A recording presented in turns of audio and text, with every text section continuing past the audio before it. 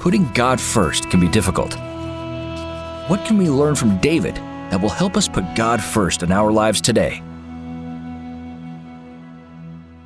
King David is remembered as a hero in the history of the Israelites. And, without a doubt, his most significant moments were those when he accepted the call to put God first. When his fellow Israelites were shaking in fear from the giant and his insults, David put God before his protection. Picking up a few stones and facing Goliath in the name of Jehovah seemed foolish to others. But David put God first, and God delivered him in that battle. Then, David was secretly anointed king, started working in King Saul's palace, and married the king's daughter.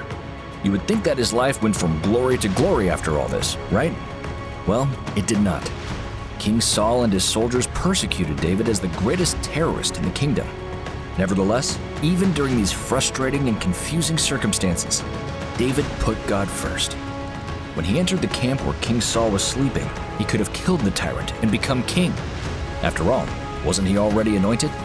But David knew that by using his own hands to take over the kingdom, he would become king by his own works and not by faith, trusting in God's supernatural action. So, he decided to put God first, waiting for God's appointed time for him to become the leader.